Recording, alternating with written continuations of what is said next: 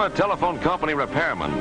One afternoon, I was sent out to do a little rescue job.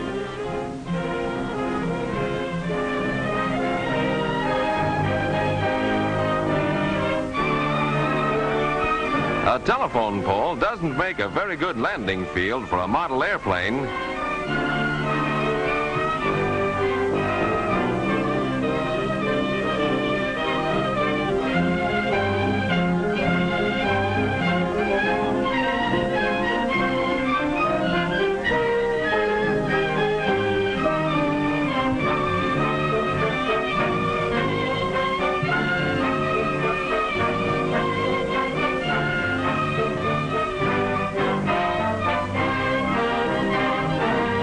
I asked the boys their names. One was named Pete Morrison, lived nearby. The other boy was Joe White. He lived down the block. But I couldn't get tough with the boys. I knew they hadn't done it on purpose. I told them they'd have to be more careful next time, though. Telephone lines are a mighty important part of our town's communication system. I asked the boys if they knew what communication meant. Joe said he guessed it meant people talking to each other. That was right in a way, but communications is much more important than just talking. When you crook your finger at somebody, that means, "Come here." That's a kind of communication too, just like talking. It transfers an idea. That's what communication means. Transferring an idea. Do you know what would happen if all our communications suddenly stopped working? I asked the boys that. Why, for one thing, I said, there wouldn't be any programs on the radio. No more serials or adventure stories.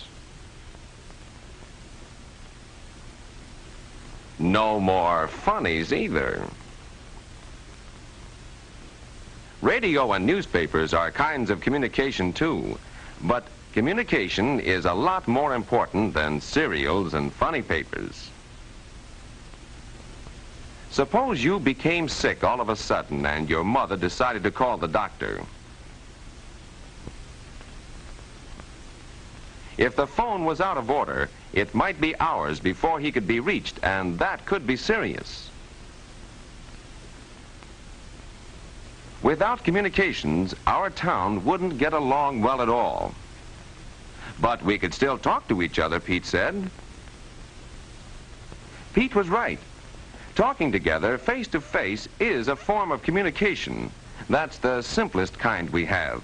But when we aren't that close together, when we're so far apart that we can't even shout to each other, then we need another kind of communication. I showed Pete and Joe what I meant. Even when you're several blocks apart, you can still talk together. Over a telephone wire. We might say the wire ties you together. Communications tie everybody in our whole community together like that.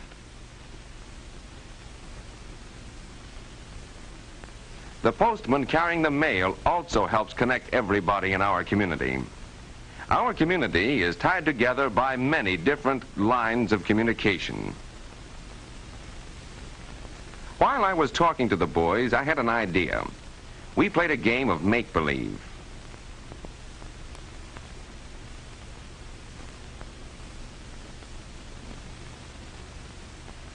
We pretended a roll of tape was Pete's house, and another roll was Joe's house. An insulator was a church. It even had a steeple. Joe's pocket knife was a butcher shop, and a notebook was the boys' school.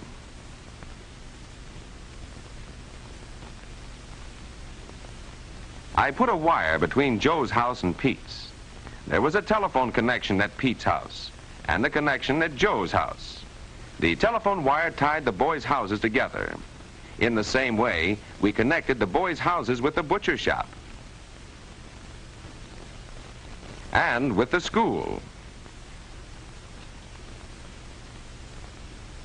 But that was only one way in which these places are tied together. We can send letters between them too, you know. So I borrowed some writing paper from the school.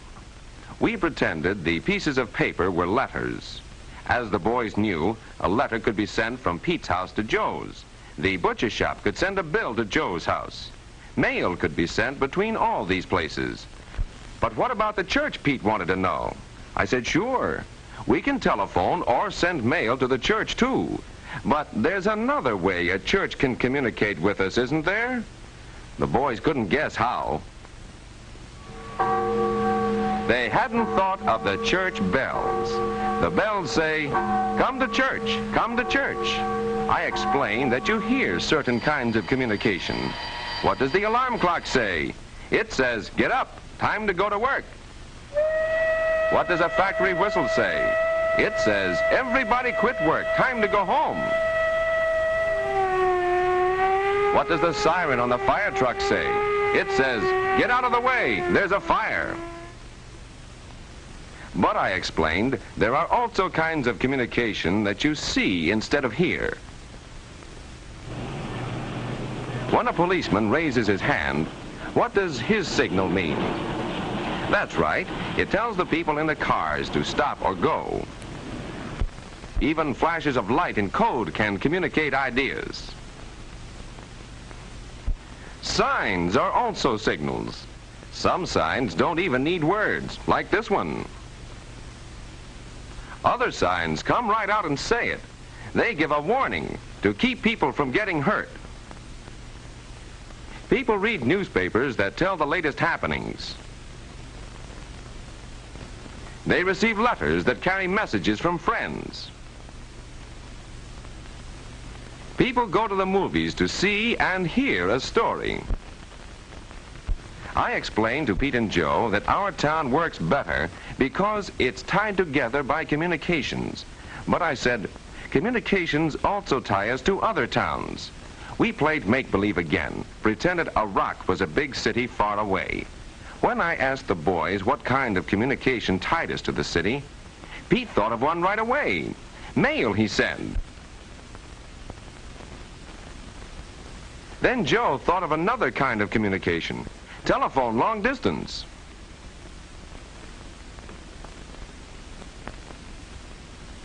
I connected our town and the city with a long-distance wire. After they leave our town, I said, telephone wires run along the highway and across the fields and over the rivers, all the way to the city. And in the city, there are telephone operators and switchboards which make it possible for us to talk with people in almost every country in the world. But, I said, there are other long-distance communications besides the telephone. Radio doesn't even need wires. In split seconds, through the air, it brings voices from abroad and makes us neighbors of people, half a world away. We have television, too, so that we can see as well as hear events happening far away. You see, communication ties us to everyone, everywhere. There are simple kinds like talking together, and complicated kinds like television. But simple or complicated, all are important. Well, I had to go about then, but before I left, Pete told me he had an idea. He said that he and Joe would try to find out just how many different kinds of communication they could find in their neighborhood. Say, I'll bet they had fun. How would you like to try that idea?